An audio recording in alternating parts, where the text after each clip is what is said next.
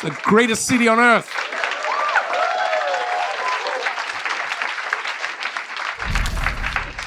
Please hear you, New York. I think we're gonna have to roll. We'll be good. We'll be good. What's up? No, because of time. We wrap it up. You know, time-wise, we gotta roll. Why you want me to do something else, or you want to talk about something?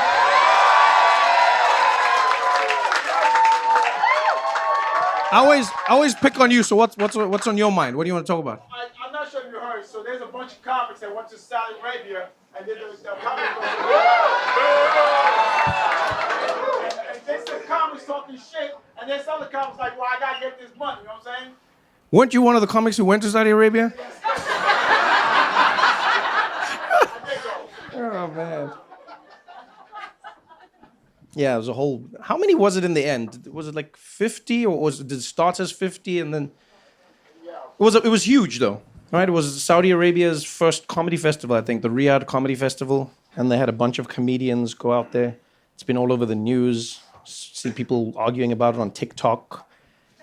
It's like, let me tell you what I think about what's happening. I don't know. It's an interesting one. I'll start with this. Like, when you know what Saudi Arabia is all about, it's weird to go to a comedy festival that is paid for by Saudi Arabia. You know what I mean? And this is what I mean. There's a difference. I'm all for going anywhere to perform for anyone, because there are people who live in countries that don't agree with what their countries are doing. So I don't assume that everybody who lives in a country is the same as the people running the country, right? That's the first thing. But when the government is paying you to come, that's like a direct relationship that's different. Does that make sense? It changes up. And I don't know, man, like Saudi Arabia, you're like, damn. You just do a cursory search. You don't even have to like dig deep. You don't have to go do your research, or the things that Saudi Arabia does, you know what I mean? Like, you see all the comedians who went, it was like Dave Chappelle, Kevin Hart, Bill Burr, Louis C.K., like, it was like a whole bunch, Aziz Ansari. You know what I mean? I'm friends with all of these guys. Like, I'm just like, but they went to Saudi, and I'm like, if you search Saudi, you see the things that happen there, right? Government is on some like almost dictator level shit, right? Like you say the wrong thing, you get disappeared in a moment. Like, it's just like 1 minute your family knows where you are, and then they don't. Women like don't have control over their own bodies. You know, free speech is limited. Violence is the order of the day. I don't know, man. I don't think I'd ever perform in Saudi Arabia. I would only perform in the United States.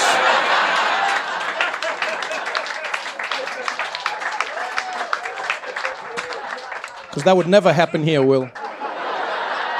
That would never happen here. Can you imagine what would happen if America announced that they were just like scooping people up and just like disappearing them? Can you imagine? These here United States, Will? Huh? Can you imagine if one day they were just like, oh, women, oh, men control your bodies? Can you imagine that, Will? That is why I perform in America, Will.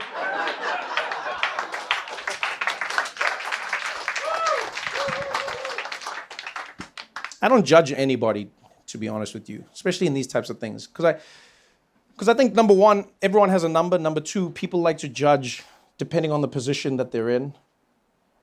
So someone was like, oh, would you go to Saudi? I'm like, I wouldn't say no, but I wouldn't say yes. It would have to be an amount of money that makes me not care. No, I'm being honest with you. It would have to be an amount of money that makes me not care about everything else that I'm going to lose. That's the honest truth. So like every person who would be disappointed in me, I would have to have an amount for what that's worth in my life. So then if somebody said to me, they're like, I'm disappointed in you. In my head, I'd be like, 10,000. Every time that would happen, I'll just like have that little number. I'll be like, yeah, this is already paid for. This is fine. But if it's not that kind of money, then no, like I personally wouldn't do it if it's not that kind of money. But I also think there's a little bit of like, I don't know, I'm so conflicted on this. Because look, on the one hand, I get what people are saying. Some people are like, oh, it's comedy washing and the sports washing. And, you know, they're trying to get people to come in to launder their image. And I go, but is it laundering their image? Because there's a lot of people who didn't really follow Saudi or care about it that now know about what Saudi's doing because these people went there. And I argue sometimes it's the people going there that makes you now go like, where you going? What's happening there? What are you doing there? And it's like, now Saudi's like, we had just snuck away. We were playing golf. We were enjoying ourselves. It is also crazy how like comedians will take the most smoke in the day and age that we live in, right? Like the president of the United States goes to Saudi, dances with them. People just like, yeah, you got to do what you got to do, you know? You got to make fun. You got to get your allies. Live golf, Saudi, huh? Best golfers in the world. Formula One goes to Saudi. You name it. Everyone goes, comedians. How could they? You're like the bastions of free speech. You cannot say anything you want in Saudi. How could you go there? That's a very American point of view. I'm going to let you know now, right? And it is a privilege. You should keep that point of view, but it's a very American one. Because in many countries around the world, you can't just say whatever you want when you're performing or when you're there. You know, like many. Singapore, you know what I'm talking about? Yeah. Malaysia in the house as well. You know what I'm talking about? No, there's a lot of places. Even when I was in India, we were doing shows. You and I were in India.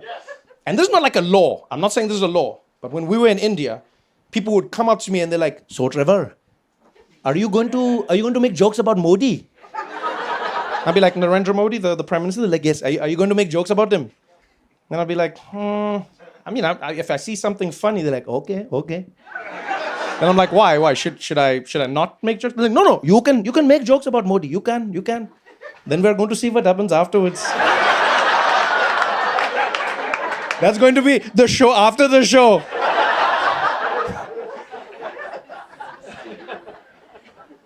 It's almost perfect comedy timing that this happened now, right? Because had this comedy festival happened at any other time, I think America as an idea would have had more of a leg to stand on as a moral authority, right? But like, this is the same country where a few weeks ago, Jimmy Kimmel gets kicked off his show for not making, by the way, he didn't even make a joke. I went back to look for the joke that they said, there is no joke. He just had a comment about something that he didn't feel was appropriate, and whether he's wrong or right, but it wasn't even a joke. He said nothing about Charlie Kirk. The joke wasn't about nothing. And they were like, gone. Right? Same country. Same country where hundreds of people have been fired for saying anything about Charlie Kirk post him being shot. Anything. People getting fired from companies. People, for you in your private life say some shit and then your company fires you because they're like, Charlie Kirk. Here's the thing, I'm like, people are like, oh, what do you think? Charlie Kirk, to me, is like, okay, someone got shot. It's not great. I didn't wish for it. But now you can't like terrorize your population if they dare to say something about the thing. Do you know what I mean? Yeah. This is the same country where people make jokes about Abraham Lincoln being shot. Which I think is like ranks higher. But people will make jokes. This is literally, America was the place where I learned the joke, where they were like, but other than that, Mrs. Lincoln, how was the play? That's the joke. Yeah, you know it. And it's crazy, but that's what makes America such a fascinating place, is that you can make those jokes. You know, it's like people made the jokes about Kennedy, yeah? JFK, like after he was assassinated, people were like, oh yeah, well, they'd be like, I'm never buying a drop top, you know what I mean? And some people are like, I don't like it, it's in bad taste. Yeah, but that's what jokes can be. They can be in bad taste. That's why this room has no windows. You know what I mean? It's supposed to be us understanding that you're saying a thing that may or may not be real in bad taste, and it's like an outlet. It's like UFC. Everything has context, right? People punch each other in the street, they go to jail. You put a cage around them and Joe Rogan on the side screaming. It's a $6 billion event. You know? So, I mean, I don't know. It's not one of those things where I go, it's binary. And maybe spending more time in South Africa has helped me think like that now again. It's like, it's not just binary. It's easy to say all the comedians who went there are sellouts and you can pay them. Yeah, but everyone has that in some way, shape, or form.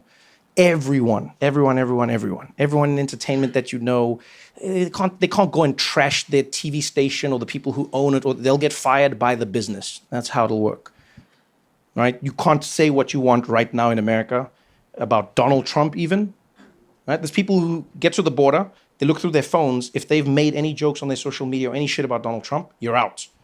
You're out. They look through your phones. I now, because of that, just to be safe, I used AI and I made nudes of Trump. And then I've texted it to my friends being like, God damn, this guy's so hot. This man is so sexy. Oh, man. I'm not gay, but he could get it. Oh, man. I would be in that ass. Get that orange all over me, baby. Some of that vitamin C. Yeah, because that's going to be hard for them. What are they going to do? Are they going to kick me out? Like, what are they going to? They're going to be, let me see your phone. And then they'll take my phone and be like, oh, you messaged about Trump. Let's see what you, sir, well, this guy texted a lot about Trump. What did he say? He said he'd smash. That's what he said. I think that's a good thing. Like, it's like, oh, man. I also think there's something that Saudi's doing the other way around, in the direction that they're going. I've never been pro Mohammed bin Salman, and it's like whatever. I just do think sometimes there's a little bit of like Western, superiority. Like they'll be like, he had a man killed. One man? One man? Yo, every American president, you know how many people have been killed by America with no due process at all? Just like you're just driving and then all of a sudden a drone is just like, hello. Everyone, doesn't matter which president. I'm not even Republican, Democrat, does not matter. Doesn't matter. You'd be like, oh, George Bush did that. Yeah, so did Obama. He was like, bye-bye.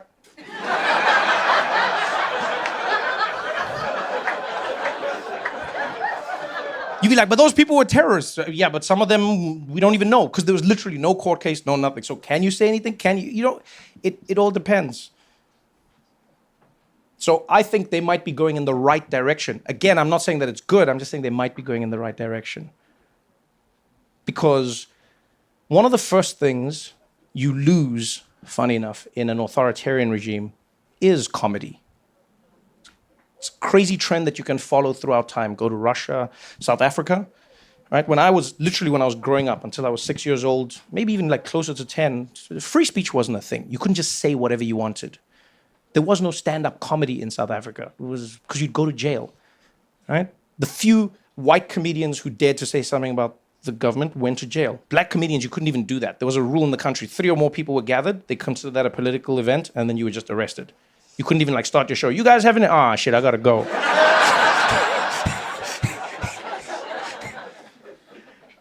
But it's actually interesting how that's the first thing that goes in a country, is the comedy. Vladimir Putin, one of the first things he did when he came to power was he shut down a puppet show that was very popular in Russia and Eastern Europe that used to poke fun at world leaders. And one of the first things he did was he had that show and the whole station shut down. Because comedy has this weird thing about it, man. I don't know. And I don't like to inflate it because it's supposed to be goofy. It's supposed to be stupid, right? But that stupidity butts up against the terror that you're often feeling with an authoritarian. You know what I mean? It's like Charlie Chaplin. The troops in the war said that Charlie Chaplin and his movie The Dictator, where he played Hitler as like this goofy dude, they said that was the first time they thought of Hitler as an idiot. Because before then, everyone was just like, Hitler's going to take over the world. You couldn't do anything to Hitler. And then they saw that movie and they were like, oh, this guy's goofy. That mustache is kind of weird. And that literally gave people hope. They were like, oh, if we can laugh at that thing, then maybe we can beat it. So in a weird way, I almost feel like Saudi's moving in the right direction. I'm not saying they're there yet, but they're moving in the right direction. You're having all the comedians. People are like, but you can't say this about the royal family. Yeah, okay, fine. But you're still moving in the right direction. They used to have comedy shows where men and women were separated, and now the audiences are mixed from what they were, right? Yeah, audiences are mixed from what I understand. So again, not perfect, but moving in the right direction. Meanwhile, here, comedians are shitting themselves. Don't say anything about Charlie Kirk. I wasn't going to say anything about... Yeah, but don't say anything about Charlie... I wasn't going to say anything about Charlie Kirk, but don't. There's nothing funny about it. Oh, now you tested me. I mean, there's nothing funny about it? You can't say there's nothing funny about it. Oh, there's nothing fun. No, don't say that, because as a comedian, I'll be like, I'm sure there's something funny about it. The guy was shot while defending guns. Do you understand how... I'm not even writing that as a joke. As a human, you have to admit that is an incongruous, funny thing that happens. You are there, you're like on stage and you're like, let me tell you why people should have guns. Wapa! That would be like if the captain of the Titanic was giving an impassioned speech about icebergs right before it happened. He was just there and he's like, I'll tell you why icebergs are not as bad as people say. Whoa! Whole thing is ridiculous. I don't think there's anything funny about, but don't now like fight me. You can't, don't say anything, there's nothing. That's literally what comedians do. That's the whole point of it. There's nothing funny about most things in our lives. Nothing funny about death, nothing funny about life, nothing funny about struggling. No, that's the whole point of it. Is to find a moment of solace. You know, there's nothing fun. Don't you dare make a joke. I wasn't gonna make a joke about Charlie Kirk. It wasn't even like in my zeitgeist in that way. But don't, Trevor, there's nothing funny. Oh, but there is. You keep saying that and you're gonna make me find the funny. I don't want to find the funny, but you're forcing it now. You're forcing it now. It is pretty crazy that like America's response to the guy getting shot was to limit speech instead of limiting the thing that ended his life. You know what I mean? It's pretty crazy to me. That's one of the wildest responses I've ever seen in my life. What happened to Charlie Kirk? He got shot. All right, tell people to shut up. We gotta get some word control out in these streets. What about guns? Oh, guns had nothing to do with this. No one even brought up the concept of like, man, maybe people at home shouldn't have a gun where you can shoot somebody from like a rooftop away. Maybe. No, this was just like, can you say something? Can you not say something? Let me tell you something. Jokes will never kill you. Never. There's no joke that can kill you. Every comedian is trying. Every comedian. Our dream is to make a joke that will kill one of you. That is our dream. They go like, what happened? Oh, man, someone was at Trevor's show and then he laughed so hard and then he died. I'm like, thank you very much. Good night. That's our dream. And I'm not saying there's no speech that's inflammatory or dangerous or insightful. I'm not saying that. But what I'm saying is if I was to make a bet on how to make a society safer, if I'm going to make it safer, right, and I get to choose between words and guns, I choose guns. That's my bet. I'm not an expert on any of this, by the way. I've just found that most of the time when someone's been shot, there's been a gun. A lot of time people have said words and they've just like walked away. So if I'm betting my money, I'm gonna go with guns. It is also weird that the guy, like, he wrote jokes on the bullets. That's, again, a terrible and funny when you have time to think about it. Because the fact that he had to write jokes on the bullets tells you that he knew that the jokes won't do anything. He was like, I'm gonna tell you, if you're reading this, you're gay. And it's like, nah, that doesn't do anything. What if you put it on a bullet? Oh yeah, that joke can kill now. Yeah, now that joke's a lot more effective. So yeah, man, so how do I feel? I don't know. Maybe it's a step in the right direction, maybe it isn't. Maybe the people are zealots, maybe they're, I don't know. I won't judge anyone. But I do think it's a better place to be in, right? People make it like, well, like it's the worst. It's not the worst thing in the world. It's not the best. Yeah, I don't know. Maybe these are like sleeper agents. That's how you think of it, you know? Yeah, if there's people who can change how you see the world, it is like the Aziz Ansaris, the Kevin Harts, can make you change anything up. Can you imagine Aziz like convincing them in Saudi Arabia? It's like, man, how come you guys don't? Like, I know how you guys don't let your women drive. And I'm like, dude, what the hell, man? Just let them drive, come on. I can see them changing their laws. I'll just be like, you know what? There's something about this guy. I like him. I like him.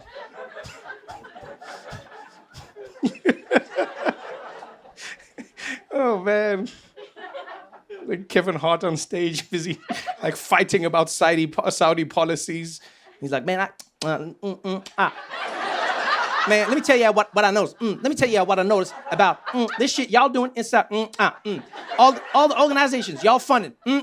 All those organizations that you're funding, don't fund them. Stop funding them. Why you being an organized power? Stop funding them, people.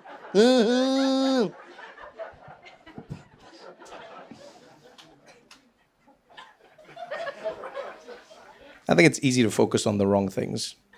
And I'm not saying again, it's not a binary. I'm not saying don't focus on some things. It's good to hold people accountable. I think it's nice for people to tell the comedians they like, hey, I didn't like that thing you did, and then go back and forth and see. What I do think is interesting, though, to go back to the comedian thing, is that it's interesting how, like, especially in America now, it's like comedians don't have the latitude that, like, leaders have, right? I've seen these comedians that they'll tell a joke and people are like, don't you dare, rah! And then the president of the United States literally said, maybe I'll go for a third term, maybe. Maybe I will, maybe I'll stay. And people were like, what? And then when they asked his people, they're like, yo, he said he's gonna stay for a third term. They're like, no, he's joking. I was like, oh, so he can, president jokes. Yeah, comedian, no. How dare you, President Dave Chappelle? So I don't know, Will. Yeah. I don't judge anyone, because I think everyone will make the decision that they make.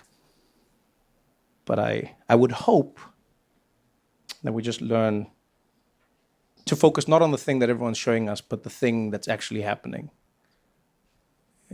Like the comedians are not going to make or break Saudi and what's happening, but the thing that's making or breaking what comedians can or cannot say in America, that's a real thing that's happening. Yeah. So for me, there's definitely a story in like, oh, all these comedians went to Saudi. And then there should be an even bigger story about, whoa, all these comedians are now going to go to America. Whoa, good luck to them. You guys have been fun, man. Thanks for coming out tonight.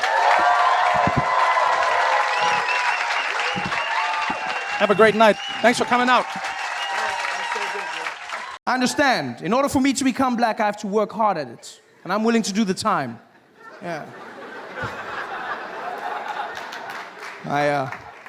I took the first opportunity I could, bought myself a plane ticket from South Africa, and I said, I'm going out to America. I'm going there, and I'm going to be black. And I got on that plane. It was an 18-hour flight, 18 hours of non-stop flying, and I sat there in my chair, and I spent every moment practicing being black, just practicing. I was like, I'm not going to mess up this black opportunity. I just sat there, just working through everything. I was watching every black movie and TV show, just going through it. Yeah. You know what I mean? Yeah. King Kong ain't got shit on me. Yeah. What you talking about, Willis? I was grinding. You laugh, but 18 hours of flying, and I landed in JFK, and I was fluent in my black American. For shizzle my nizzle. I was walking around. I was so black, I was even laughing black. I was like, ha, ha, ha. Yeah. My man. Ha, ha. Should have seen me. It was like, oh, this you? That has to be the personification of cool, in my opinion. There's nothing cooler.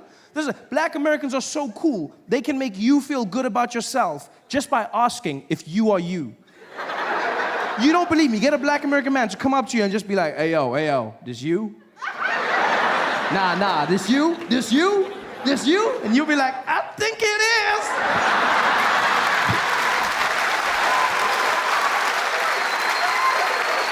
It's magic. I was that black. Not just any black, but the coolest black in the world, and that's American black. I can say this with confidence, being from Africa. I know black. I'm well-versed in the arts of black. I'm from the black factory. I mean it. I've seen every kind of black, from light black all the way to like navy blue black. I know black. And there's no cooler black than American black. Nothing cooler, Because American black people, I mean, you just look at how much they've done to influence modern-day pop culture, small things and the big alike. You look at the music. You've got, jazz, hip-hop, R&B, all black Americans, style of clothing, just this general swag that they've brought to everything. Even small things like walking. I mean, walking is such a mundane activity, isn't it? It's just very... There's nothing cool about this thing. You just move from one place to the next, and pretty much everybody can do it. This is it. There's nothing. And then black Americans came along, and then they just added in that bounce, and then all of a sudden you look really cool. You just, you look like you have a purpose. You've just got that, Yeah, look at this. It's super cool. And it must be hard for an assassin to kill you, just like... That's why if you look in American history, no black man was ever assassinated whilst walking, ever. So it was when they stopped and said something. Bang! That's when they were, because they got to walk. That's why if you look, Obama, every time he comes out of the jet or makes a speech, he's always just got that little bounce just before. Because in his head, he's like, you never know, you never know, you never know, you never know, you never know. Got to walk. It's a cool walk. And by far, the coolest thing of all is the talk. I've listened to black Americans, and it's the most amazing use of the English language I've ever come across in my life. Because they pay no regard to punctuation whatsoever. Just cruise through sentences. It's fantastic. First time I had a conversation with a black American man was in Baltimore, Maryland. This guy walked up to me after the show. He didn't even walk. He just floated in. He just came up to me and was like, hey, yo, B, hey, yo, hey, yo. Hey, yo, let me holler at you for a minute, man. Let me holler at you. I said, okay. He's like, man, I ain't even gonna front, man. I ain't gonna front. I came out here, dude. I ain't even know who you was, man. I didn't even know. I was out here at the show. I bought my girl. We was out there. You came out there. You were doing your thing. I was like, yo, man, I ain't even know they got them yellow bones out there in the motherland, man. I was like, yo, this kid better be funny, man, but I ain't gonna lie. You came out there. You was keeping it coming, keeping it moving. You was just beasting. I was like, all right, man, maybe this kid is the truth, yeah? This kid was doing his thing. He was keeping it out there. I started laughing. My girl was killing herself. I was like, all right, this mofo got flow for show. You know what I mean?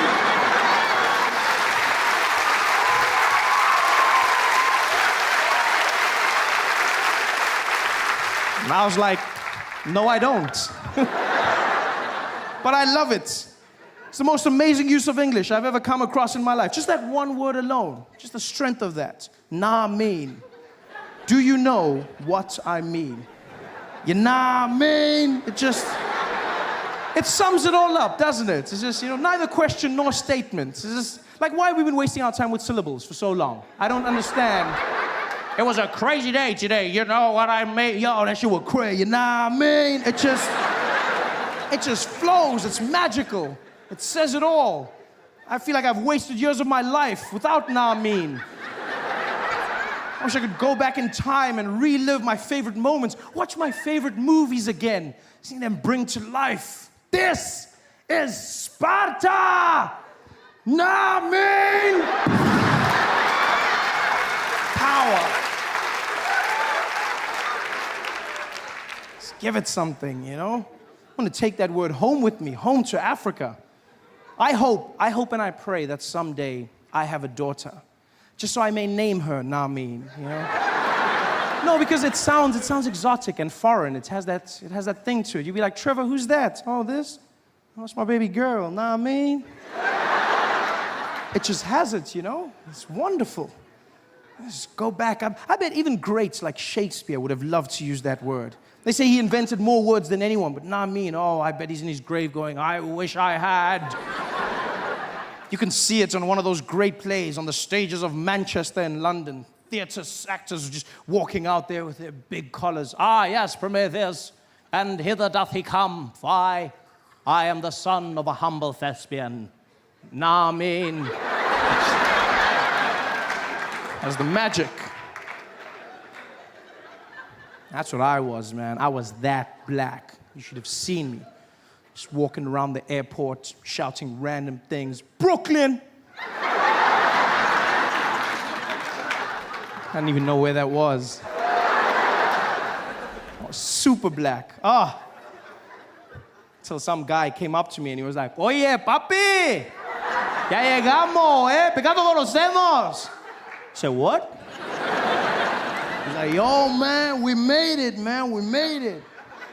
And now that we're here, our kind, we got to stick together, man.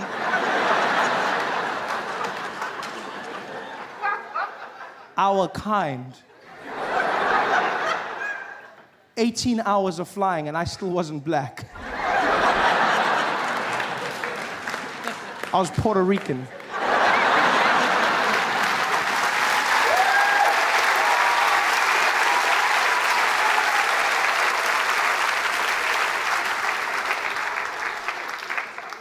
My dreams were dashed. And I thought it was a once-off, but it's not, you know. Go around on the East Coast, places like Miami. Oh, that's the worst for me. Walk around the streets of Miami and I see people who look exactly like me, and you know, they see me, I see them. We give each other that look of home, like. Guys come up to me, they're like, "Hey, ¿qué pasó? ¿Qué pasa con los celos?" Like, whoa, whoa, whoa, whoa, whoa. Yo, I don't speak Spanish, man. Guy was like, "What? You don't speak Spanish?" I said, no, I don't. He's like, "You should be ashamed of yourself." I said, no, I shouldn't be ashamed. It's not my culture. I'm actually South African. He's like, "South African? Like you were born there?" So yeah, my whole life. He's like, "Africa?" So yeah, he's like, Africa? So no, the one next to it. Yes, Africa. He's like, "Oh man, you don't look like you're from Africa, man." So what the hell is that supposed to mean? He's like, "I don't know. You look like you grew up in the shade, man."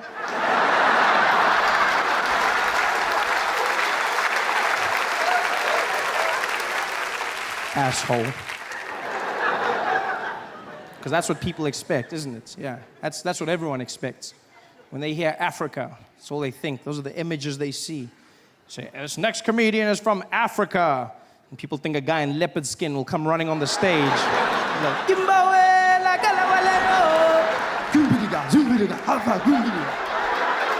"Let me tell you monkey jokes." And it's not like that, you know? It's not. I mean, I do have good monkey jokes, but that's not what I'm saying. That's not the point. Just everyone has these images of Africa, and it's not your fault as Americans. I understand that as Americans, like, you don't know much about South Africa. I've realized this in my time here. You don't know much about Africa as a whole, which is, you guys don't know much about anything, but that's not your fault. You guys are so big and America-centric, you know? And you don't get outside images. You don't see anything. In fact, in my time in America, the only thing I've seen of Africa is always those ads. Have you seen those commercials? Those UNICEF ads have you seen those? They're asking you for the money. I hate those ads. They don't even warn you that those things are coming on TV. I was sitting there enjoying myself, watching comedy shows, and the next thing you know, you just see this horrible village. It's just dirty, and there's old rusting buildings, and these sad black people, and I'm looking, I'm like, ooh, where is that? Cleveland?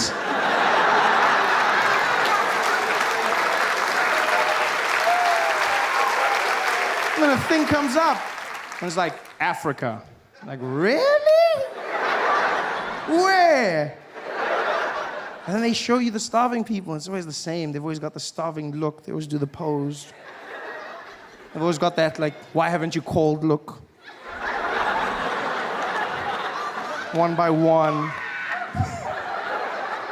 And they show you these people, and there's a starving mother and a starving child, and it's horrible.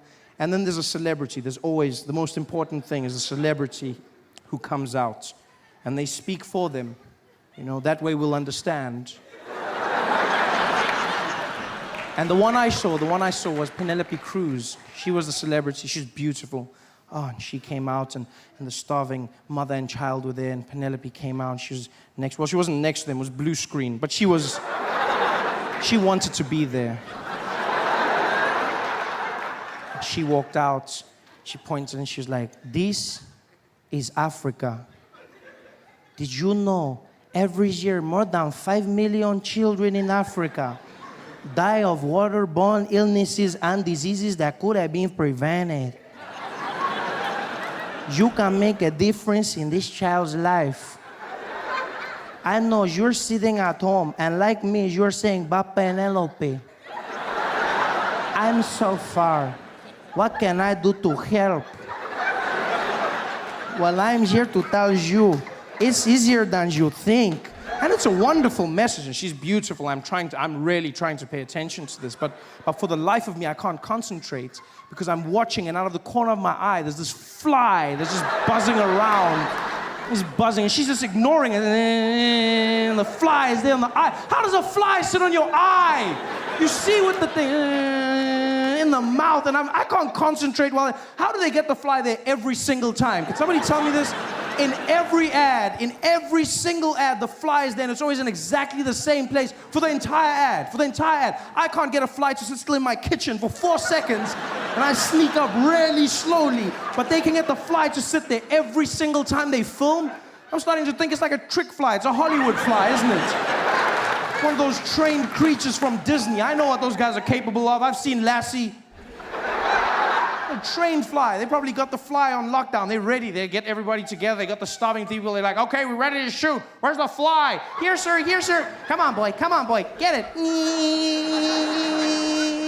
And stay. Action. Did you know every year more than 5 million children are starving?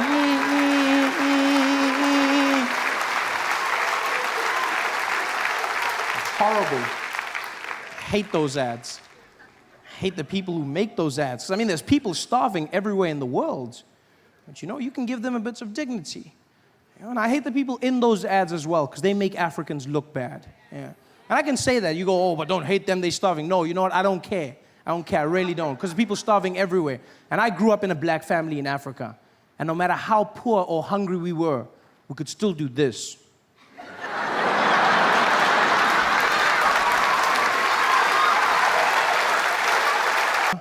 It was 107 degrees Fahrenheit. Hot as well. The worst thing is everyone comes up to me and they go, well, you must be used to this being from Africa. And no, I'm not.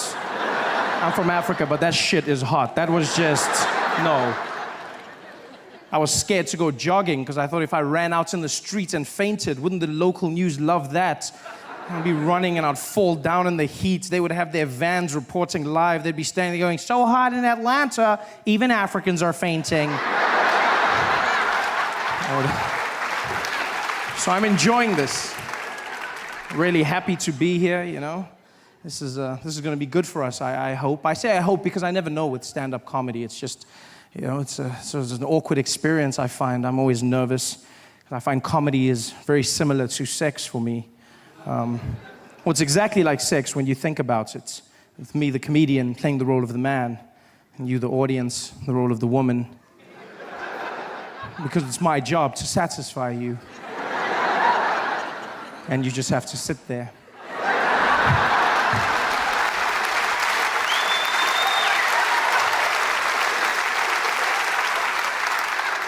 And then, just like sex, my success or failure will somehow be determined by how much noise you make during my performance. Which makes it a one-sided affair, I feel, you know? Yeah, I mean, maybe you're the quiet type. I hope we have magic tonight. I hope we create something wonderful. I mean, for many of us, it's our first time together, and that means it might be awkward. I understand this. And if that's the case, I want you to know that I'll look into your eyes, I'll see that I'm freaking you out, and I'll stop. I'll stop. I'll flip you back over and we'll go back to the simple stuff. Okay. I've been in America for a few months now, and I'm really just thrown by the place. It's not what I expected at all. Different from the brochures and the pamphlets. There's many assumptions I had about America before I came here, and I've come to learn that those were wrong. For one, I just assumed people spoke English here. It's far from it. It's not, you know what, it's not so much the language, so much as the pronunciation of words that throws me off. It's just what Americans have done with the language. You guys have just, wow, you've done something. You've put 22s on the English language. You've got rims that just pimp my language. That's what you've gone with, you know? I don't understand. I was chatting to this woman downtown the other day. She came up to me and she wanted me to see something. I don't know what, though. She was like, oh my God, look over there. I said, look over what? She's like, over there. Look at that her. And I said, her? She's like, no, her. Like, there's two of them? I understand nothing, even the small words, just the pronunciation, you know, small things that get you by. For instance, I pronounce the opposites of uncle as aunt. I say my aunt. Out here, you say my aunt, which to me is an insect, which made me look like an ass when my friend told me his aunt died. And I was like, so what? There's tons of those out there. What a great way to end a friendship. I couldn't get help the other day when searching for a battery for my remote control, because that's what I say, battery, a small form of power. Yes, in America, you say battery, which to me is a different form of power. Sponsored by Chris Brown.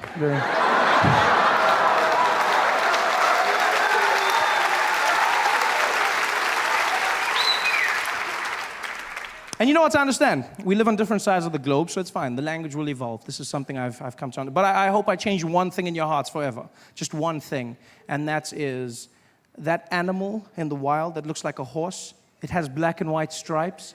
Yeah, do me a favor. From now on, please, it's not zebra, okay? It's zebra. Yeah? Just like it's not Debra, it's Deborah. Same structure of word. Plus, you cannot name them because you do not have them. Zebra.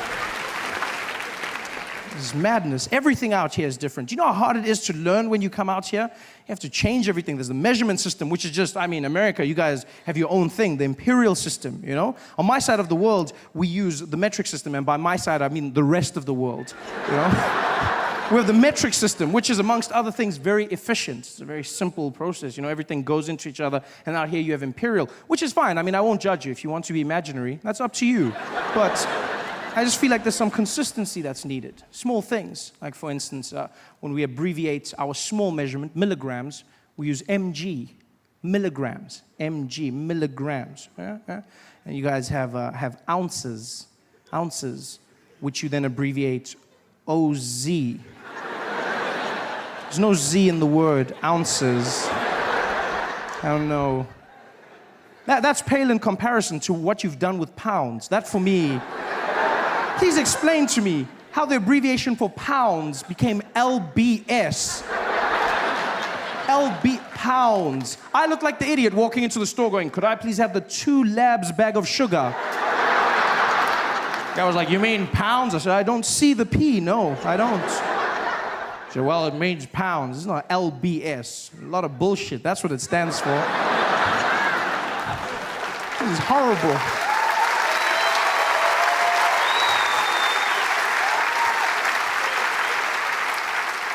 In fact, it's crazy. You do realize the imperial system is so inefficient that even American drug dealers have switched over to metric.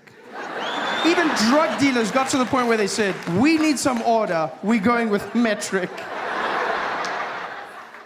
And I honestly thought this was an anomaly. I thought, you know what, this is just one of those things, it's a coincidence, but it's not. Americans do not care about abbreviation nor the English language. They don't give a damn. I learned this in the small things. Like for instance, when I was in Tennessee, I stumbled on an organization known as the Ku Klux Klan. You heard of them? Worst magic show ever. Guy gave me a pamphlet, he was like, come and see the Grand Wizard. Grand Wizard, the Grand Wizard. Didn't do one trick. Not even one trick. I noticed a few black people disappear, but that's not magic. No, that's just Reaganomics. I wasn't impressed by that. Like, where's the magic? I sat there forever. These guys running around in their sheets. Yeah, the KKK, as they're affectionately known. Has nobody bothered to tell them ever that you do not spell clan with a K? Nobody stopped. Even in America, clan is spelt with a C. The Ku Klux Klan, they're the KKC, not the KKK. You realize that? Ku Klux Klan.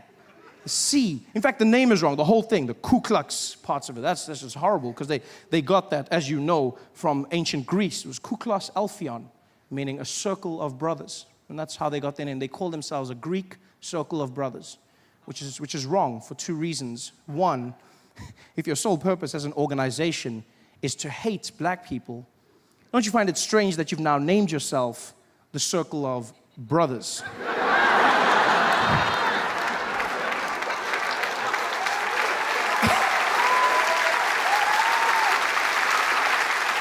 And secondly, do they realize that in ancient Greece, circles of brothers were doing very different things with one another? Very loving, very, yeah. If they were really a Greek circle, the sheets would be a bit higher up, just more of a, yeah, maybe one more hole. They're not I love it. I have no problem with these things. I will learn them.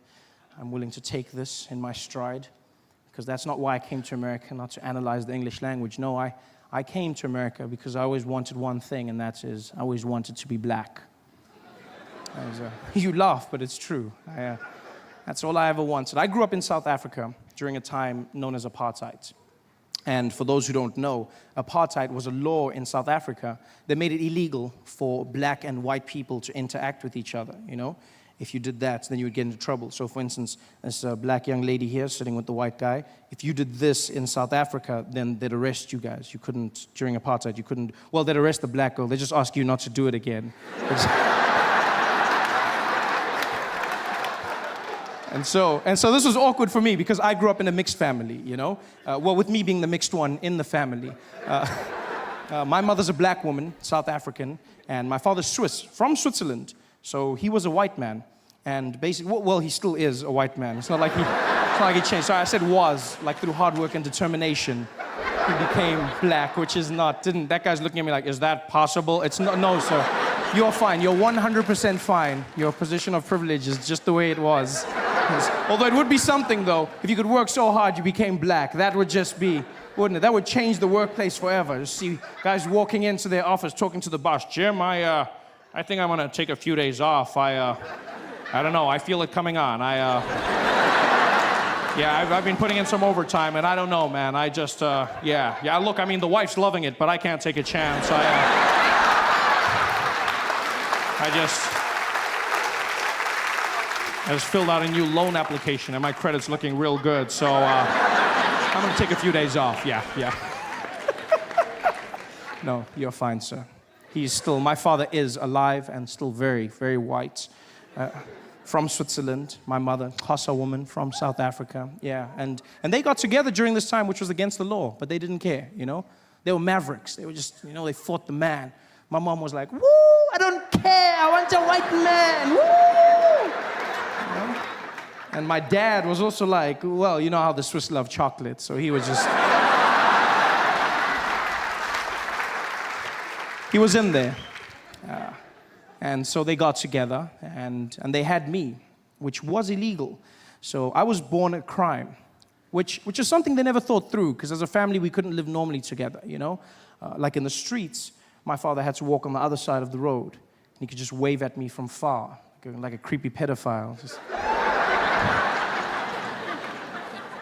And then my mom could walk with me, but if the police showed up, then she'd have to let go of my hand, drop me, and act like I wasn't hers. Every time, just so we wouldn't get caught. Be like, woo! She'd be like, I don't know. It was horrible. I felt like a bag of weed.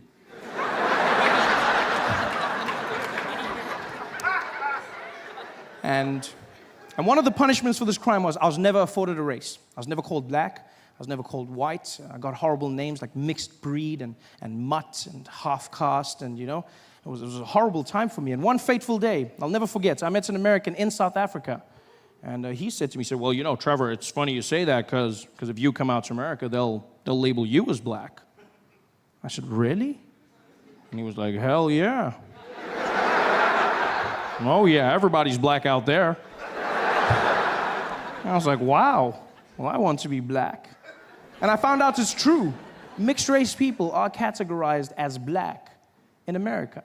Yeah. The only catch is, and nobody tells you this, you have to be liked and successful first. Before then, they say you mixed. You achieve success, and you get upgraded to black.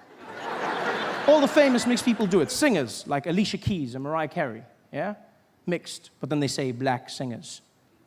Sportsmen, like Tiger Woods, mixed, but then they say black golfer. The most famous mixed person on the planet by far, Barack Obama, mixed, half and half, straight down the middle.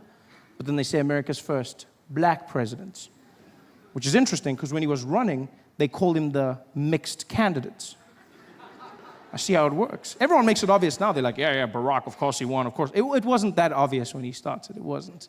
I remember comedians coming out, they used to diss him. Guys would come out on stage and be like, man, how many of y'all seen that crazy ass mixed fool running for president? Y'all seen that mixed fool running for president? What you gonna see? Ain't no mixed fool gonna be president of the United States of America. Ain't no man, which white people gonna be voting for a mixed fool? Even a black man can't win shit.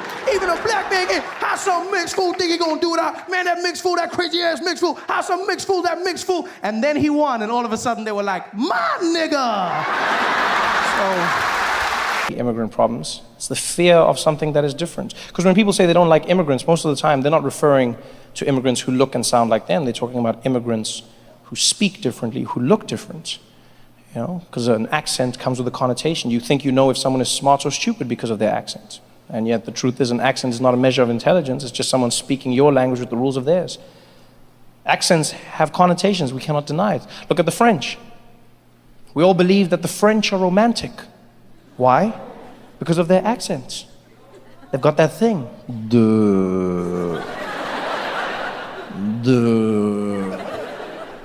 I was thinking that maybe we could, how you say, afterwards, maybe we could try to, oh my God, he's so sexy, oh my God. Accents determine how we see people.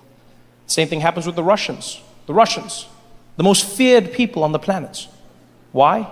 Because of how they speak. I don't care who you are, you cannot deny that when a Russian speaks, you are not comfortable.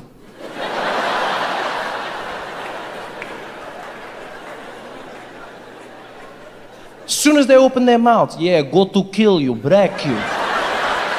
I destroy your family. Even if they say nice things, it still sounds menacing and dangerous. Yeah, fluffy rabbits and teddy bears. Happy Valentine's Day. Sounds like a threat.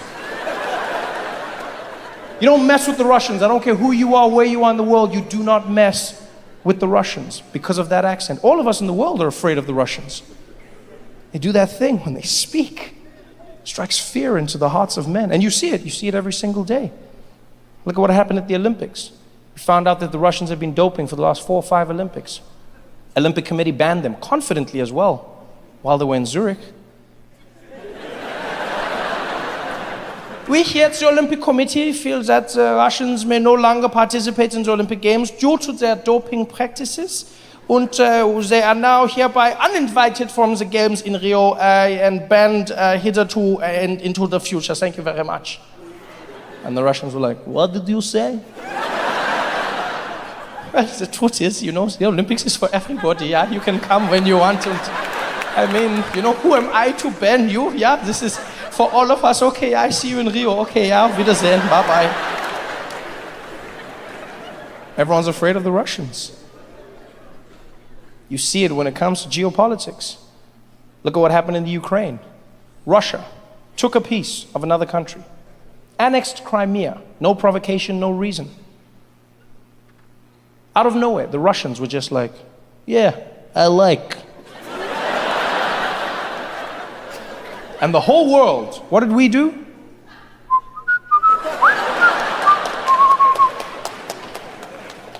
You don't mess with the Russians. Most frightening people in the world. You know how I know this? You know how I've learned? Because I've learned how to use the Russian accent for myself. I've learned how to harness that energy and use it for good. I'll share this with you, I don't mind. I'm not particularly comfortable in the house at night by myself. What I'm trying to say is I'm afraid of the dark. And I know it's stupid to be afraid of the dark, right? Because there's nothing there, 9 times out of 10. But what happens is I'll be sleeping, and in the middle of the night I'll be woken up by the need to pee. And whenever that happens, I'm always faced with the eternal dilemma. When I go to the bathroom, do I turn the lights on and lose my sleep? Or do I leave the lights off and shit myself? I never know which one to go with. But what I started doing now is I leave the lights off. And when I go to the bathroom, I just speak to myself in a Russian accent. And it sounds crazy, but I feel safe. I feel like I'm the most dangerous thing in the night. You'll find me at 3 a.m. barefoot walking to the toilet like, yes, big boy, go to make a pee-pee. No trouble over here, it's potty time. I feel safe. I feel like even if there's a monster under the bed, I'll be like, is that a Russian? There's just something about that Russian accent. It made me realize, ladies, every single one of you in this audience needs to learn a Russian accent. Because you read stories all the time. I talk to my female friends all the time, my family members. And women are constantly under assault. Women are living a life of being vulnerable, walking through the streets, men catcalling, in the office place, people groping, feeling like they have ownership of the female form. And I know, ladies, we can't solve this tomorrow, but if you learn the Russian accent, half of those problems would disappear. Yeah, the next time you're in a compromising position, you're at a bar, waiting for your drink. That creepy guy comes up and starts grinding on you from behind. Hey, how are you? Hey, you want to dance? No, I'm fine, thank you. I'm just getting a drink, thank you. I don't want to. Come on, dance with me, girl, come on. No, I'm fine. I don't want to dance, thank you. I'm waiting for my friends. I'm good. Come on, I know you want me. Woo, you know I want you. Come on, I know you want me. You know, I don't want to dance with you, please. Hey, you don't gotta be such a bitch. You know, whenever that happens, ladies, don't be afraid, don't stress. Just whip out your Russian and kill it dead. As soon as he says that, as soon as he's like, don't be such a bitch, just be like, you want to see bitch?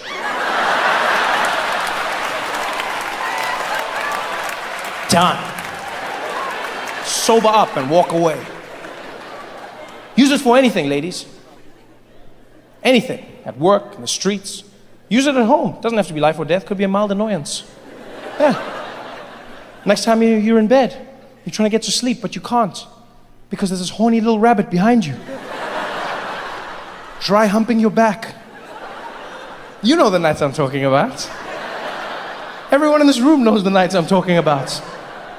Ladies, you're dog tired, you just want to fall asleep, and he's there behind you.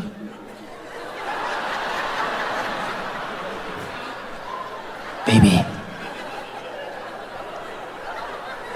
Baby. Baby. Baby. What?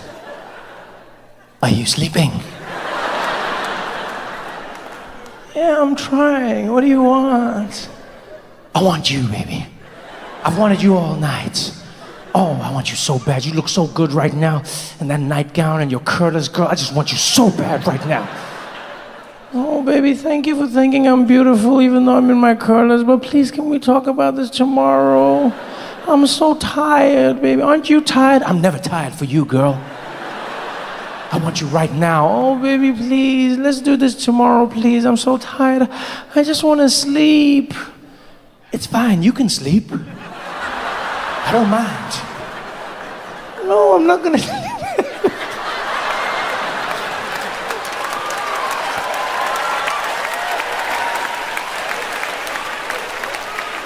Yo, for real, ladies, can I just say, men are creeps. On behalf of all men, I apologize because we are disgusting creeps, every single one of us. No, I'm not gonna sleep. What's wrong with you?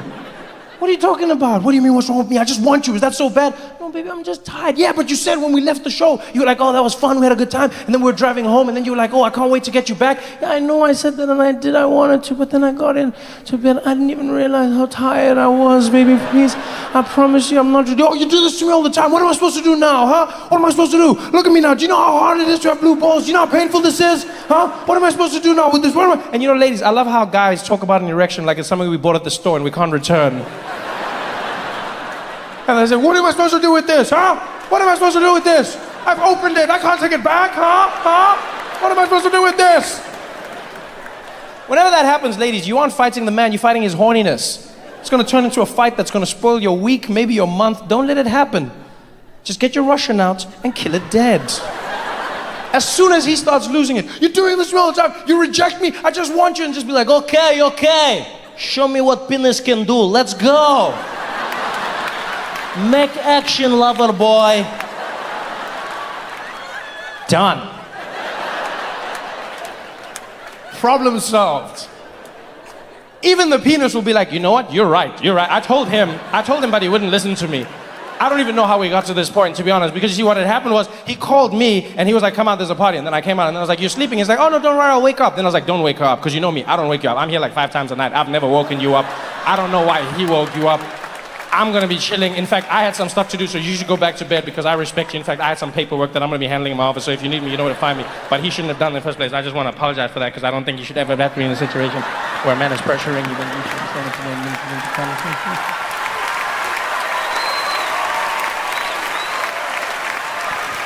John!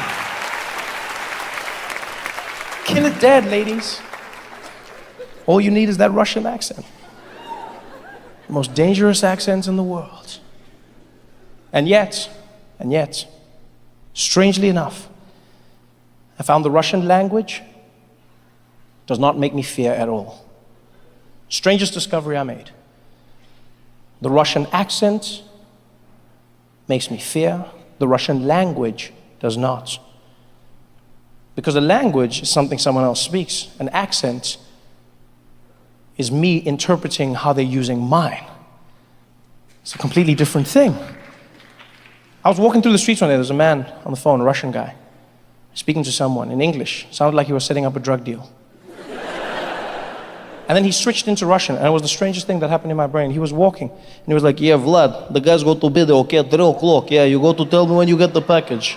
Afterwards, I go to let you know what's happening. No, Vlad, no, listen, Vlad. Нет, Vlad, vai dash the нет? Вы точно вероятно. Нет, вот сейчас все пьянот. Нет, который не ведет. Фиамат, рабочий едут. Нет, подожди, спасибо, да. It was the weirdest thing in my head. In my head, he instantly went from international criminal to immigrant. Instantly. I wasn't afraid anymore. It was the strangest thing. He was just a normal person in my mind because Russian doesn't frighten me. If anything, Russian just sounds like a DJ is scratching on a turntable. That's all I hear when I hear Russian. It sounds like a DJ took a turntable and is scratching English like, yeah, Vlad, the guys go to bed, okay, at 3 o'clock, okay? Yeah, you got to let me know when you get the package. Afterwards, the guys got to call me, okay?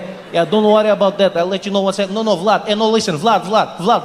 Значит, дырочка, вот изверки, вот напече, вот партизанника, вот нет, вржета, потначки, вот живот, нарче, вот кепочня, вот эбе, Russia. Beautiful place, beautiful people, rich in culture. My favorite thing to do while I was there was just try and learn the Scottish accent. I butcher it, but I don't care. I have fun. What I do when I travel is I try to speak to people in their accent and see if they can catch me out. It's one of my favorite games. Like I'd walk into a store in Edinburgh and I'd just be like, good afternoon. I would like to buy a pair of shoes. We'd be like, where are you from? I'm from Scotland.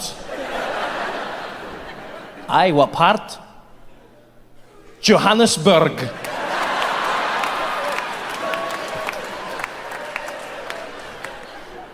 I love it though. I love accents not just because they sound fun and it's an interesting thing to do. I love accents because I'm always impressed by how much power they have over us, over our minds. You know, when someone speaks a certain way, it changes how we feel about that person. You know, for good and for bad. We do it all the time. You know, you see some people in the streets, they speak to you, you think of them a different way. You see world leaders, they speak a certain way, you think of them a different way. You know, Barack Obama, one of the greatest examples of that. Everything about Barack Obama was by far the coolest president that has ever existed. Just everything about the man, you know? That confidence, the smile, the swag. Like, you know, when you notice Barack, like, I would notice it in the small things. Like when he'd step out of Air Force One. He did it like no other president in the world. Normally presidents step out of their airplane in like a frumpy manner. Like, you know, there's no class or skill, just like come out. But Barack, he wouldn't step out, he'd emerge. He'd emerge like he was stepping out of the plane and into a music video. You know, he'd just do that thing where he'd come out.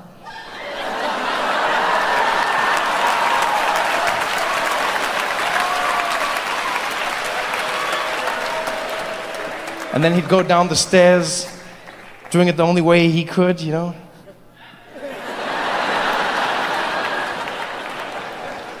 The way he descended, it almost looked like every time he hit the ground, he was just gonna go into verse 1, you know? Just straight in, just like, girl, I wanna take you there, give you my Obamacare.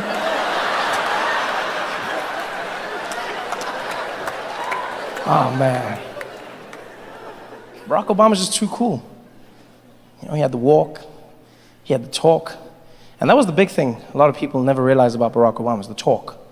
That's what really gave him the edge. He has a certain way of speaking, a certain voice that commands your attention, makes you feel about him a certain way. It's the accent, the way he speaks. And I don't know how many people realize this, but Nelson Mandela had the same thing. Yeah. See, the thing Barack Obama has in his voice, that is the voice of a first black president. Now, a lot of people didn't notice that because he was the first and last first black president of the United States. So you wouldn't know to compare. I'm lucky in that I've gotten to be, I've gotten to live in the country of 2 first black presidents, namely Nelson Mandela and Barack Obama. So I know what I'm talking about. They both have that thing. It's just difficult to hear because Nelson Mandela is obviously South African and he was older, but they both had that thing in the voice. When Nelson Mandela would speak, a room would silence. You could feel the energy. I believe that every person, regardless of the color of their skin, should have equal rights, and they may never be taken again. To those who would seek to oppress, I say to you, never and never again. And the people would lose their minds. And people would feel the chills because he had that thing. Like Nelson Mandela was destined for greatness because of that voice. He could not be a normal man with a voice like that. You can't do normal things with that voice. You are destined for greatness. You can't just be running around in the streets. And the Kit Kat, please. No. It's so unique. You can't be silly. What are you making, prank phone calls? Who the hell is this? I'm not telling you. It just doesn't work. I remember when Nelson Mandela was still alive and he would tell jokes at press conferences and events and no one would laugh. Because everyone thought a man who had been in jail for 27 years couldn't make a joke. And yet he still did. He still kept what was him. But it was partly because of that voice. He would tell the joke and it would just sound too epic for people to laugh. Everything he did, it'd just be like, knock, knock. He'd be like, let him in, let him in. No. You must say, who's there? He is so right. We've always got to ask, who's there? Who's here? Who are we? Oh my God. It was because of that voice. The first black president voice. And I'll never forget the day I saw a picture of Barack Obama meeting Nelson Mandela for the very first time. It's a beautiful image, and it's of the 2 men in silhouettes. In Chicago, Nelson Mandela sitting in a chair, Barack Obama leaning over him. And this was way back in the day. This was before Barack Obama was a blip on the presidential radar. He was a junior senator. Not many people knew his name. Back then, he was driving around in his own car, no motorcade, had his aide with him. And that day they heard Nelson Mandela was going to be in Chicago meeting people. Barack Obama wanted to meet him his whole life. And so he rushed over there. And he was the last person Nelson Mandela saw, the last person he saw that day. And I always imagine Nelson Mandela was sitting in the room and his assistant came over. She was like, Mr. Mandela, I know we said we are done, but unfortunately there's just one person who would like to meet you, sir. I was like, Zelda, I'm so tired. Can we leave? No, I know you want to leave, Mr. Mandela, but there's a young man that you really need to meet. His name is Barack Hussein Obama.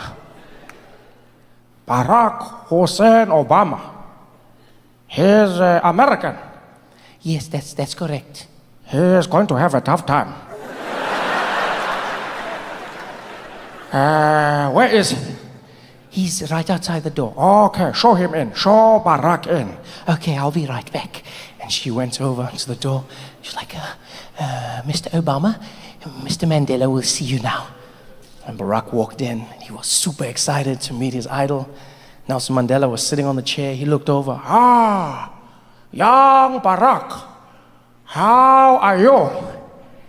And Barack was like, oh man, Nelson Mandela, man, this is the craziest day of my life, man. I can't believe this shit right now. I can't believe I'm meeting Nelson Mandela for the first time, man. Oh man, I waited my whole life for this moment. I'm like, I won't be just like you, man. I read your books, man. I saw what you were doing in prison. I was like, I'm gonna be the first black president of America. I'm gonna do the same things you did, man. I'm gonna win those votes, and I'm gonna be the first black president of America. And Nelson Mandela was like, Not with that voice.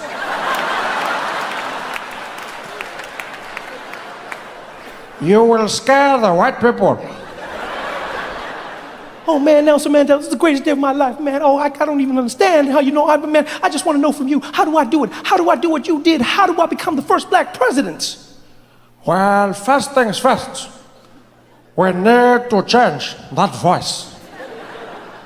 You don't sound like you are going to lead anything. I don't know what you mean, man. I don't know what you mean. You are speaking so fast. Slow it down. You are not being chased anymore.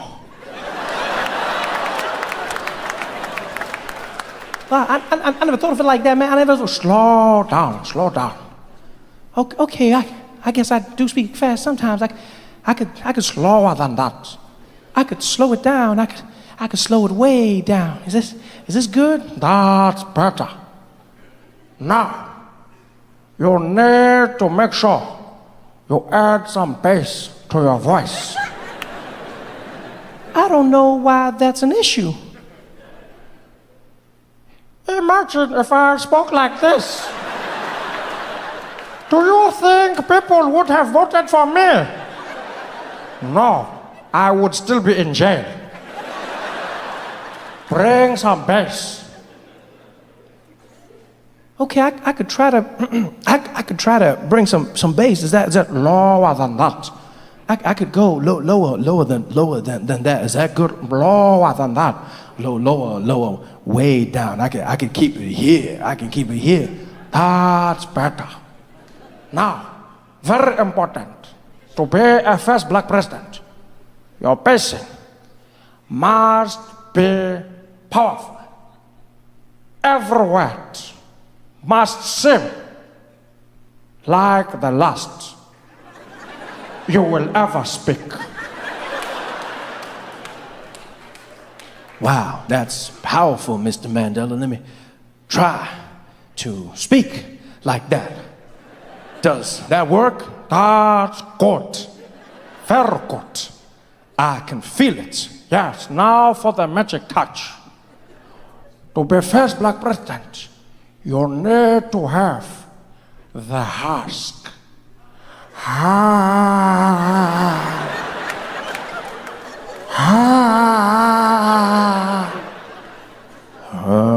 No more husky.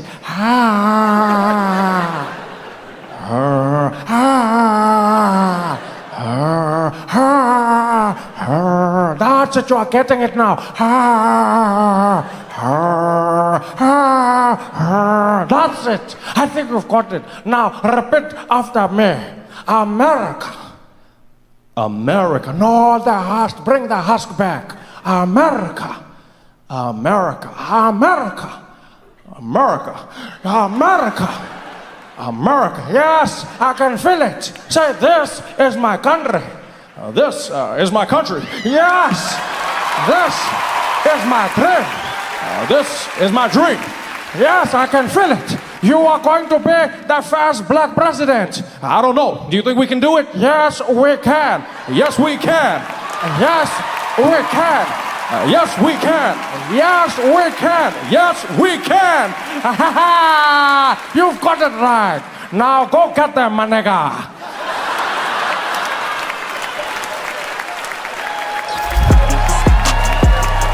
It's Muslims. If it's not Muslims, it's Africans from shithole countries. And that one was my favorite personally, because I am an African and I've shat in a hole. I also liked it because like people came up to me and asked me questions. There was one man who came up to me after a show. really concerned. He was like, Trevor, hey, can I ask you a question? I said, yeah, go ahead, my friend. He said, hey, Trevor, I just wanted to know when Donald Trump says all these horribly racist things, do you sometimes just want to, pack it up, leave America, go back to South Africa and escape all this racism?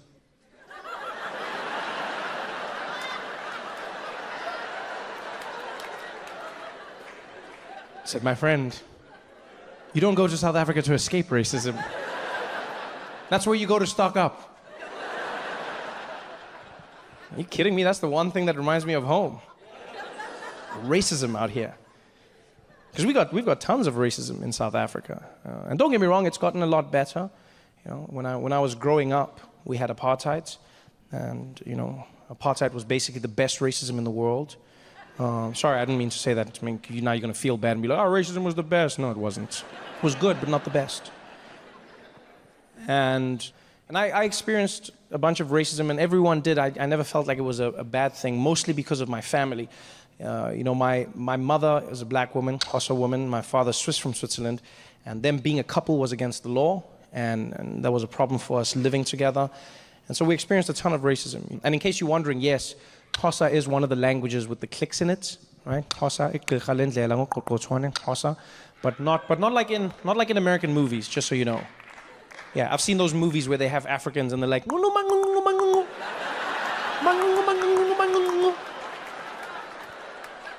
that's not a language. Yeah, even we watch those movies and we're like, I wonder what they are saying, yeah? Where are they from? I think they're from Cleveland. It's not just clicks. The clicks are consonants. We still have vowels. Yeah, I grew up in this family, and we couldn't live together. I could live with my mom, but my dad obviously couldn't live with us because it was illegal. And people would be racist to us all the time. But I was really lucky growing up because my mom is probably the most gangster human being you'll ever meet in your life. Right? Nothing got to her. Nothing fazed her. And I remember one day in particular, we were walking through the streets together, and some guy across the road shouted something really mean at us. And I was about 4 or 5 years old. And I turned and I looked at my mom and I said, Mommy, what do we do if people do the racism to us? And my mom said, oh, baby, you know what we do if somebody's racist? We take that racism of theirs and we shake it up with the love of Jesus. And then we send it back. And I was like, what? And I was like, this lady's crazy.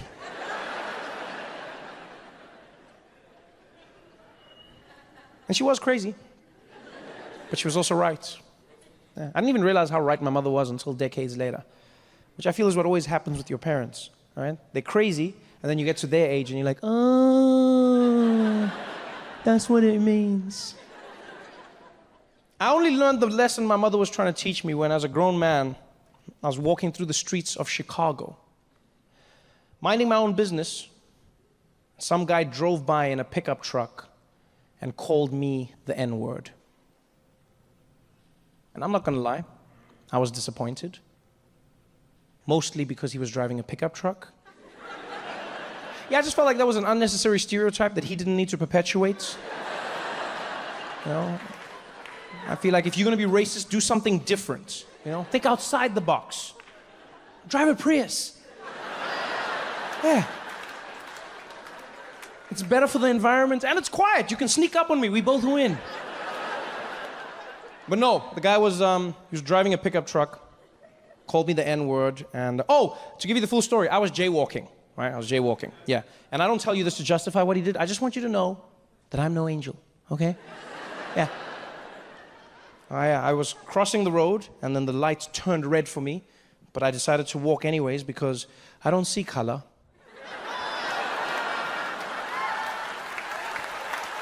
This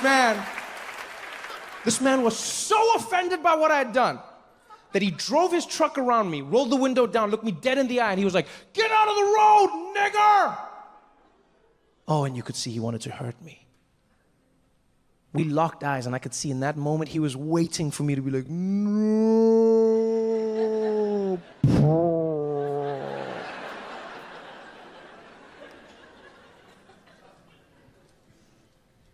what that man didn't know was where I was from. More importantly, who he didn't know was my mother. Because he thought it was just going to be a regular racist day. He thought he was going to drive by, throw the N-word out the window, carry on with his life. He didn't realize that that was the son of Patricia stepping into the road. And it happened in a moment, but it lasted a lifetime. Because I didn't even think. He shouted that word, and out of nowhere, my body was like...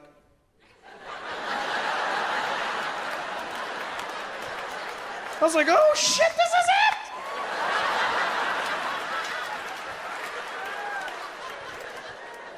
And let me tell you something, LA, it was so beautiful because I didn't plan it, I didn't think about it. All I know is I stepped into the road, he drove his truck around me, rolled the window down, looked me dead in the eye, and he was like, get out of the road, nigger! And I turned and I was like, you my nigga!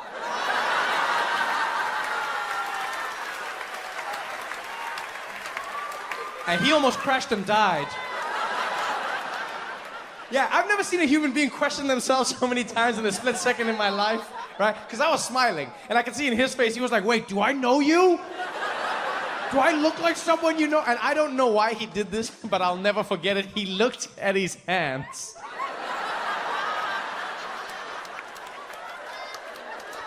He looked at his hands like they'd somehow magically turned black, like I had cursed him with a nigger bomb. I don't even know what he was thinking. Oh, I actually felt bad for him, man. Because I've been called that word before, but that was his first time. Like, you never forget your first time, you know? Yeah, but I'm sorry, I'm not gonna what? Is that what he wants? He wants to throw the word at me and then my day is spoiled? Is that how it works? And we'll be like, nigger! And I'm like, I'm a nigger, come in. I don't have time for that, man. My mom always used to say, she said, you can't control what people do to you, but you can control how you react. So I promised myself, I said, I'll never give a racist person the pleasure of seeing my pain. It may be painful, maybe hurtful, but I won't give them the pleasure of seeing my pain.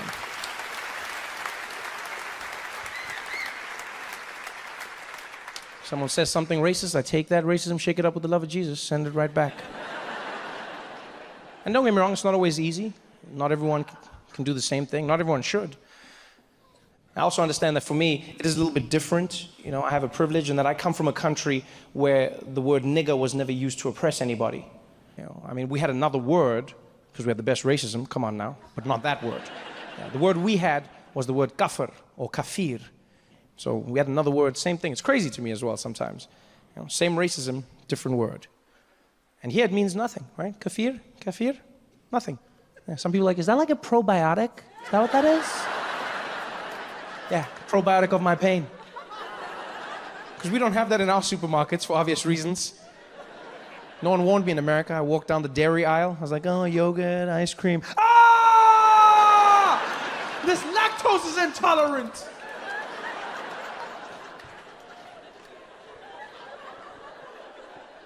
So it's different around the world, and I get that.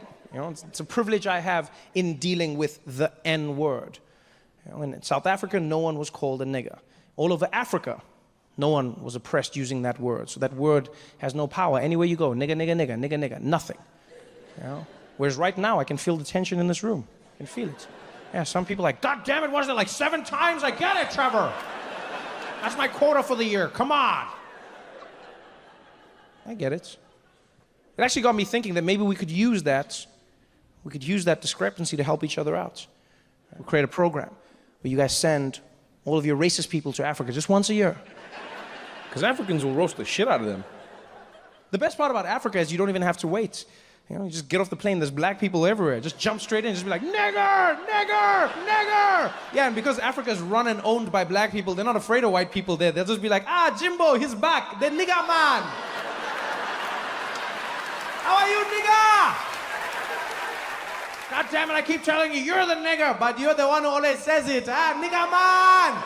Yeah, you nigger. Put on some sunscreen before you die, nigger. Let's go party.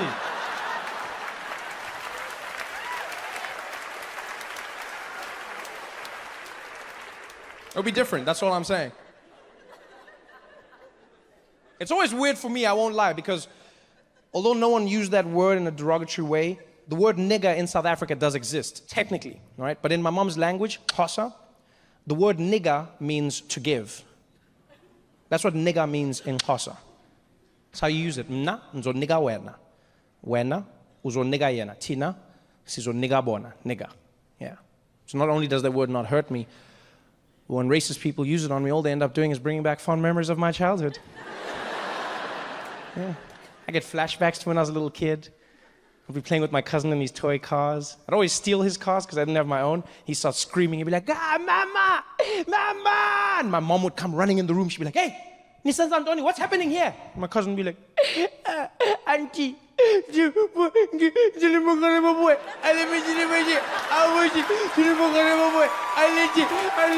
be like, hey.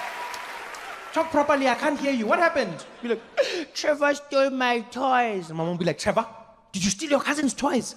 I said, no, Mom, I didn't steal, Mom. I promise, I didn't steal. Trevor? When I don't lie to me, did you steal those toys? I said, no, Mom, I didn't steal anything. What happened was his cars were parked illegally, Mom. And so I had to tow them because we can't live in a society without laws. I mean, even me, I'm just a humble civil servant at the end of the day, Mom. Without laws, we descend into chaos, Mom, if you think about it. That's all that's holding us up. As a civilization, it's the only thing that keeps us be like, hey, don't come here with that smart mouth of yours. Give those toys back. I say, Mom, please, I just want to play with it. Hey, give those toys back. Give those toys. And I'm like, Mom, she'd be like, hey, nigga. Nigga, when I Trevor. Nigga, Trevor. And my cousin would be there like, nigga, please. Rhetoric, but if you expanded your view, you realized that the rise of nationalism is taking place all over the world. In Austria, in Australia, in England, that was what Brexit was all about, right? They made it seem like it was about the economy, but it wasn't. The truth was, it was fundamentally people who wanted their country back. It never went anywhere, but they still wanted it back. I saw people on the news talking to the BBC. That's why I'm voting for Brexit. That's why I'm voting for Brexit, right? Because this bloody country is going to the dogs, right? This bloody country, and I want Britain back. That's why we're voting for Brexit, because we want Britain back. From who? From who? Britain is like 95% white. Who do you want it back from? People saying the weirdest things, the craziest things. These bloody immigrants, they come over here, they're up to no good, right? I hate these bloody immigrants, they need to go back to where they came from. But why do you hate them so much? I'll tell you why I hate them. I'll tell you why, right? Because they're not even trying to be British. That's why. They don't even try to be British, right? They come here, they bring their own bloody culture, right? They bring their own food, speak their own bloody languages, try to take over the whole bloody place. Well, that sounds British to me. I mean...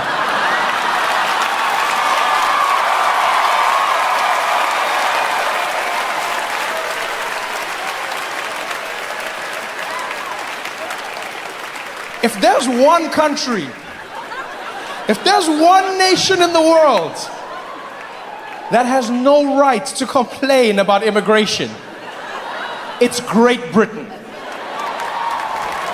If there's one nation in particular,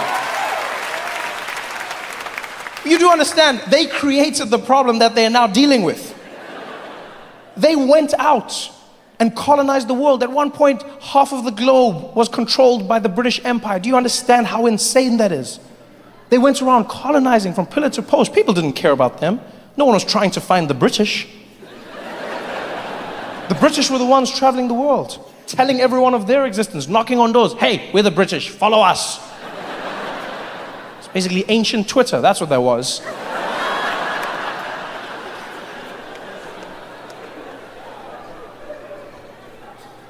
And I'm not saying the British are bad people, by the way. You know? I understand that colonization was something that was popular at one time. Many European countries participated in it. But the British were the best. You know, they were the best. And it's not because they were bad. I think I blame it on the weather. That's what I think happened. I think they have bad weather, and bad weather makes you a bad person. Yeah, because if you think about it, there was no one from a tropical climate who was trying to take over the world. You don't ever hear stories of Caribbean conquerors. Yeah, there's no stories of like Troy the Terrible from Trinidad. You don't hear these stories. There's no need for that. When the weather's horrible, you want to go somewhere else and take it from somebody. If you're living in a beautiful paradise, you have no need to leave. Can you imagine that scene? Just some random handsome guys hanging out on a beach in the Caribbean, one looking at the other out of nowhere. Darius! Darius! What, Troy? I was thinking, bro. Stay with me here. I was thinking, right? We should build boats, sail around the world, and force everyone to dance calypso. It wouldn't happen. It just wouldn't happen.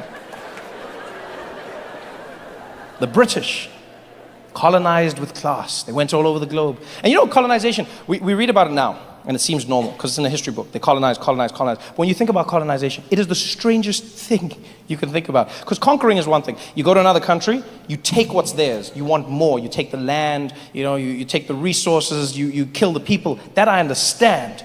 But colonization, I don't condone, I understand. But colonization is strange because you go there and you don't just take over, you then force the people to become you. That is such a strange concept. When you think about where the British did it, I mean, they did it in Africa, they did it in Asia. And think about in India. Those cultures could not be more diametrically opposed. And out of nowhere, the British just decided to roll up. Imagine what the Indians must have felt like on that day. Minding your own business, walking through a field. Next thing you know, the British showed up on horseback.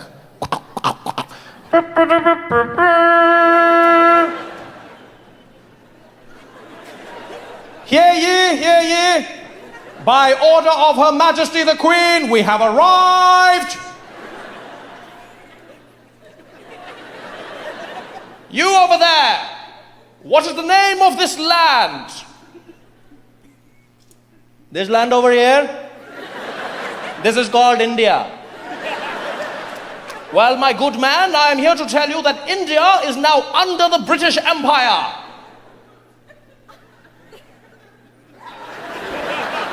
And I'm glad that I can tell you that India is exactly where it was yesterday.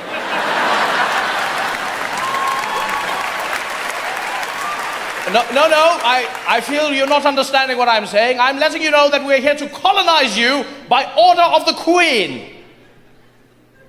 Who is the Queen? The Queen of England, the ruler of Great Britain.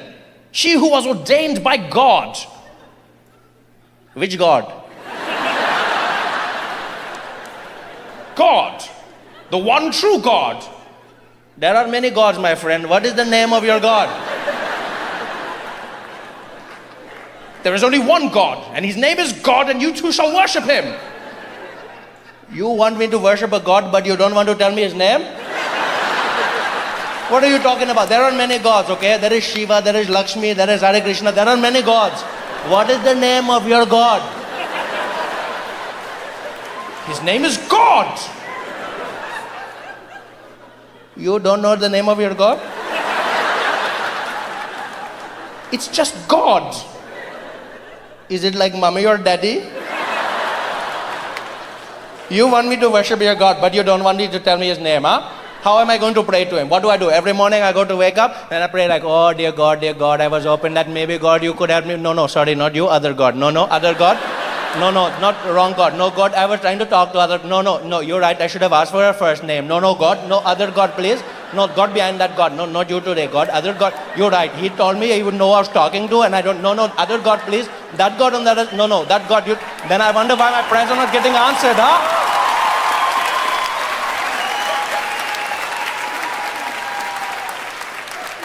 How dare you speak to me like that? Do you know who I am? No, because you never introduced yourself. I have come here representing Great Britain. And I have never heard of Great Britain. Who gave you that name? Well, we did.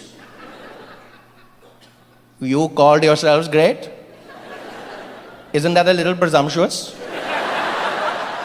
Shouldn't you wait for other people to tell you how great you are? Huh?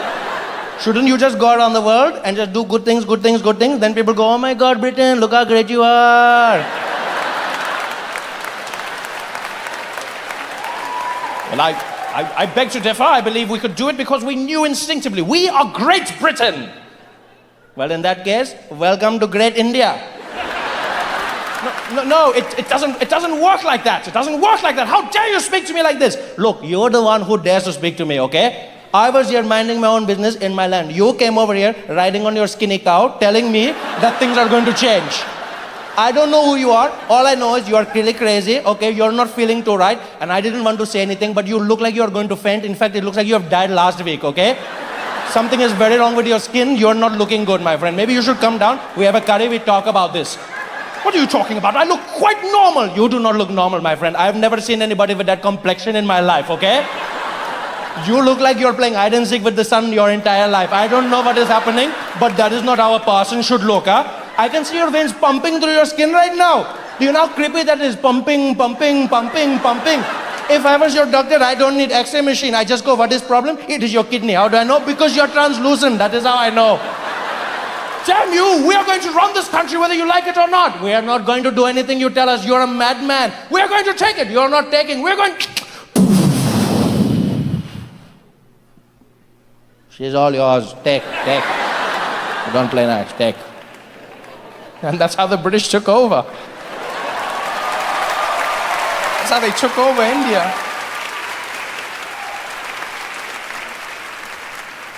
And then, many, many years later, the British, after they were done pillaging, left and went back home. And so it only stands to reason that those Indians, who they had now made British, would seek out the land from whence they came. I don't understand why British people are complaining, going, why are they coming here? Why the hell are you coming here? Because you told us how great it was, so we came to see for ourselves. No. Go back to where you came from. Go back. You're not welcome here. This is not your home. But you said we are all part of the British Empire. No, when I said part, I meant you are under us, right? We're the British. You are the empire. What do you mean? We are the British and you are the empire. Okay, well in that case, the empire strikes back. Now make some curry and tell me where we're sitting, okay? Let's go.